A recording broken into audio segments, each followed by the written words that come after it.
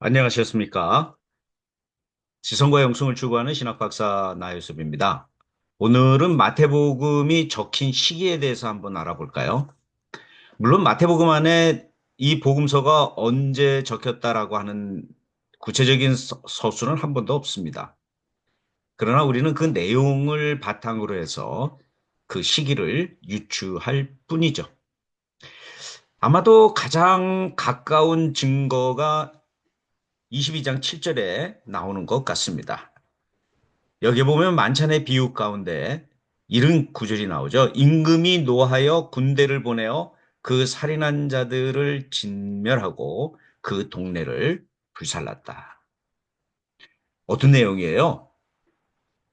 이 구절은 만찬의 비유 가운데 있는데 그 주인이 청지기를 보내서 여러 사람들을 식사에, 만찬에 초대를 했습니다. 그런데 여러 가지 이유로 인해서 다 참석을 하지 않았죠.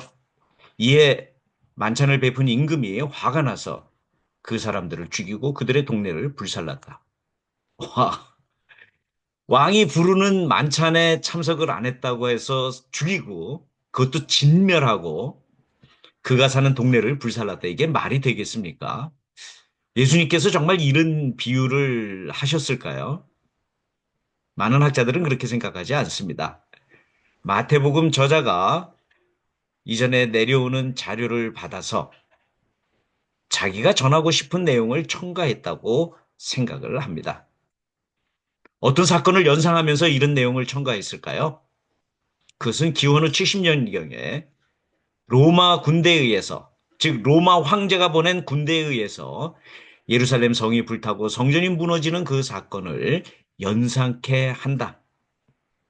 그렇다고 한다면 마태복음은 기원 후 70년 이후에 적힌 것으로 판단을 해야 되겠죠.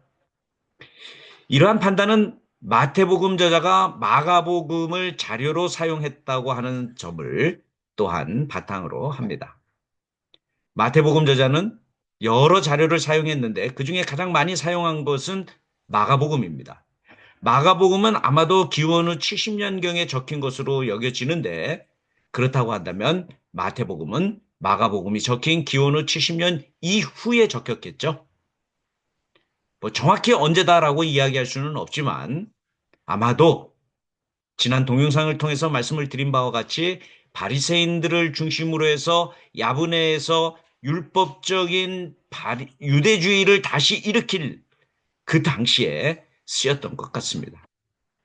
야브네에서 유대인들의 모임은 바리새인들의 모임은 아마도 기원 후 90년경에 일어난 것으로 추정을 하고 있습니다. 추정입니다. 그렇기 때문에 마태복음도 그 당시에 적히지 않았을까? 학자들이 유추를 하는 것이죠. 그래서 저는 마태복음이 기원 후 85년에서 90년 사이에 기록이 되었다라고 말씀을 드리는 것입니다. 마태복음은 예수의 인생 또는 생애에 대해서 정확하게 기록하기 위해서 적힌 것은 아닙니다. 예수에 대해서 자기 나름대로 고백하기 위해서 서술을 한 것입니다. 그렇기 때문에 이후에 적혔다 하더라도 아무런 문제가 없다라고 이야기할 수가 있죠. 그렇기 때문에 마태복음에 보면 신학이 상당히 많이 발전이 되어 있습니다. 뭐 제가 좋아하는 제가 논문에서 쓴 아담 기독론 같은 경우에 보면 그 아담 기독론은 바울에 의해서 그리스도에게 처음 적용이 되었습니다. 로마서 5장 14절이죠. 아담은 오실자의 표본이다. 오실자 그리스도죠. 아담과 연관해서. 그런데 바울의 영향을 받은 마가복음 저자는 이러한 아담 기독론을 예수의 시험 사건 또는 십자가 사건에 이렇게 적용을 하면서 서술적으로 발전을 시켰죠. 그것을 더 서술적으로 발전시킨 것이 마태복음인데 이것에 대해서는 나중에 본문을 다룰 때 많이 서술을 하겠습니다.